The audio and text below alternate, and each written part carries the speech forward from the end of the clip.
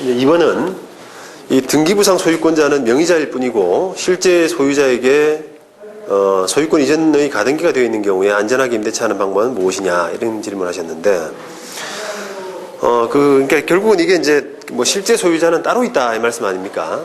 그래서 등기부상 명의자는 그냥 명의를 빌려준 사람, 소위 이제 우리가 명의 수탁자라고 하는데, 자 일단 요 답을 하기 전에 우리가 한번 생각해 봅시다.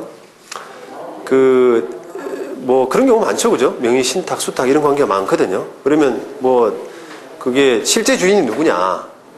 라는 부분을 임차인이 따져서 계약하기는 힘들어요. 그래서 제일 안전한 방법은 등기부상의 소유자가 임자입니다. 대외적으로 임자예요. 내부적으로는 뭐 그 사람들끼리 어떤 소유관계가 있을지 모르지만 적법한 소유자는 적어도 대외적으로는 명의 수탁자가 되는 거죠. 명의자가 되는 거죠. 자, 그런데 그래서 명의자고 계약을 하는 것이 안전합니다. 그러니까 명의 신탁에 관한 법이 뭐 부동산 실권리자 등기명의에 관한 법률이라고 거기 보면은 이 두 사람 간의 그 명의신탁 관계를 가지고 그러니까 우리가 명의신탁 계약은 무효라고 보는데 그 무효인 걸 가지고 제3자에게 대항할 수 없다 이런 조항이 있어요. 제3자에게 대항할 수 없다. 그러면 그 두 사람 간의 명의신탁을 했다. 예를 들면 갑이 실제 임자인데 을 명의로 해뒀다. 그럼 두 사람 간의 명의신탁이니까 을의 그 소유권은 무효라는 소리거든요. 근데 그렇게 되면은 그 법률 관계가 불안정해지잖아요. 그래서 제3자와의 관계에서는 그 두 사람 간의 명의신탁 관계 무효를 가지고 명의신탁 법리상으로는 그 무효가 되는데 무효를 가지고 대항할 수 없는 것으로 하고 있어요. 그래서 그 제3자란 것은 대항할 수 없는 제3자란 것은 악의의 제3자도 포함시킵니다. 그걸 명의신탁 관계를 알고 있었던 사람도 포함시키기 때문에 적어도 우리가 계약을 체결하는 담당자 입장에서는 명의자하고 계약을 하는 것이 가장 중요합니다.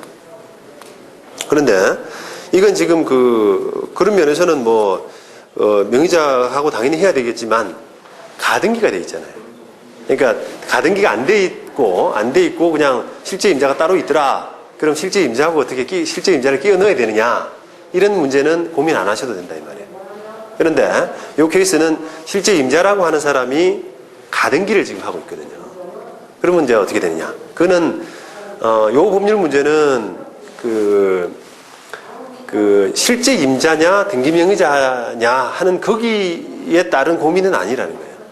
그러니까 가등기가 있고 가등기권자가 별도로 있다는 그 부분에 대한 고민이죠.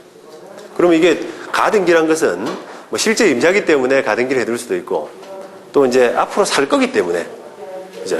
앞으로 뭔가 이게 계약을 매매 대금을 뭐 10% 주고 살 거기 때문에 가등기를 할 수도 있고 여러 가지 이유가 있어요. 근데 가등기 효력을 이 부분에서는 이제 여러분들이 생각을 하셔야 돼요.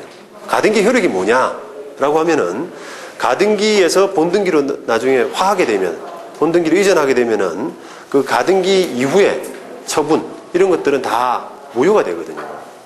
무효가. 그러면 그 무효가 되는 그 법률 행위 중에는 임대차 계약도 들어간단 말입니다. 그럼 어떻게 해야 되겠어요? 그러면 당연히 가등기권자의 동의를 받아야죠. 임대차 해도 좋다. 가등기 가지고 문제 안 삼겠다. 이런 가등기권자의 동의가 있어야 됩니다. 그리고 그렇게 하면 문제가 없습니다.